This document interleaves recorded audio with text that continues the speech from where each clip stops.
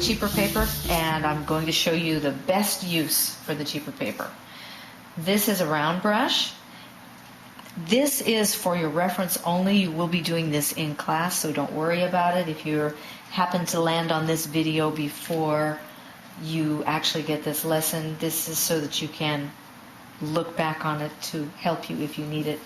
And I'm going to try and pull. The trouble is the camera is in the way. I actually will turn it a little sideways. You need to be able to see what I'm doing. You hold the brush vertical, and I'm resting my little finger, and I'm just pulling, and I'm using my whole arm. If I do it this way, it's harder to get a straight stroke, so you just want to pull. And you can do a straight line going this way, and you move the whole hand, and you drag the tip. If I want a thicker line, of course I push harder. Okay.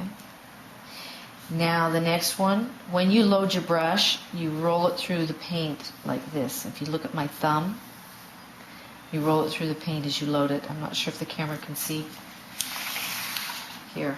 So I'm loading like so. That helps to bring it to a point. And with this one, again holding it vertical, resting my finger, I drag, push, lift, give it a little twist, drag, push, lift, give it a little twist the other direction, drag, push, lift, twist, and so on. You want to be able to do that and get it as thin as you can and as thick as you can. This is brush control.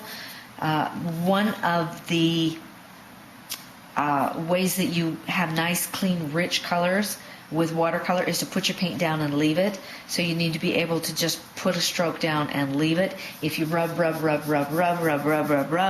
you end up with mud and worn-looking paper, and it looks overworked. So to keep your painting fresh, you really want to be able to get these strokes.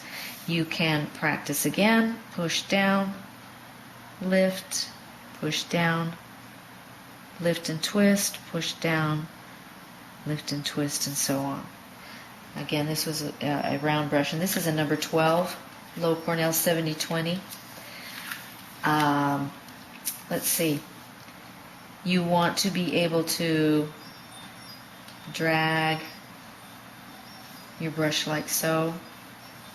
Again, I'm just barely dragging the tip. I'll go slow here so you can see.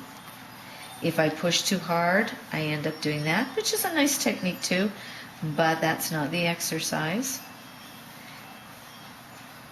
Just drag. Okay.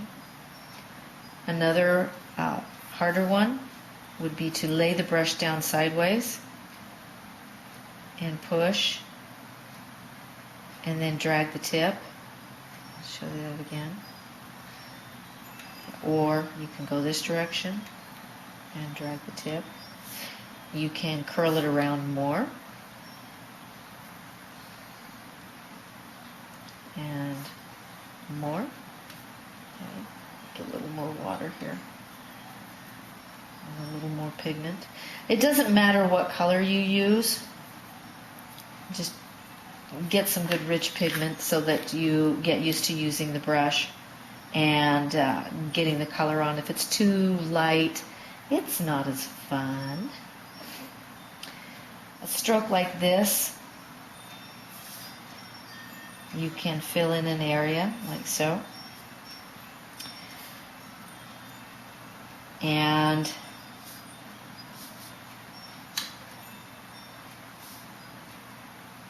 get creative with your strokes.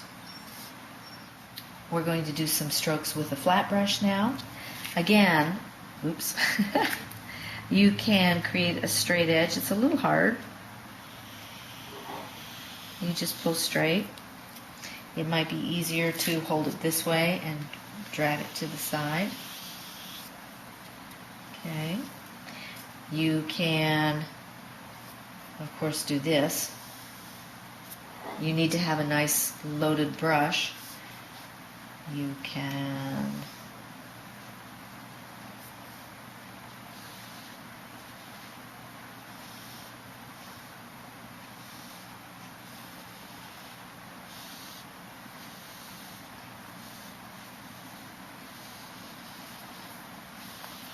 so if you have a good well-loaded brush, you can go quite a ways. And the last one takes some practice. You're going to rotate the brush, as you can see the way I'm doing it. Now, you'll need to find a way that's comfortable for you, but you're going to want to maybe practice doing this a little bit. I'm going to get a little more paint here. And you lay the brush down, swing it round.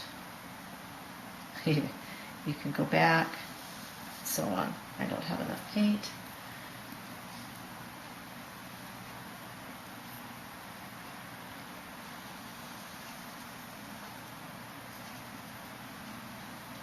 So that you can get a circle. That way you can fill in. Sometimes it helps to wind up. So you can see I'm going this way, starting out here. Adjust your hand so that you can go all the way around. It's a nice way to be able to fill in an area rather quickly. It takes practice to get a nice smooth circle. This will help you with branches and twigs, trees, grass. Again, rolling it to a point, you just kind of flick the brush.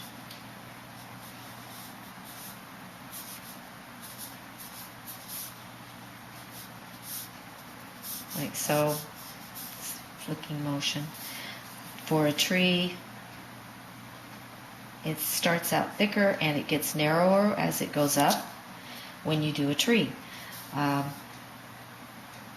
The mistake that a lot of students make is to make the branches thicker than the trunk, or make a thick branch up here and have it be thinner down here. So you pull off and it goes smaller as you move up. And generally, this, you can see the flicking motion here. They're not, I would not start the next branch here, I would go up here. And as you can see, it's thicker here. It gets thinner and thinner as it goes up, and you use that little flicking motion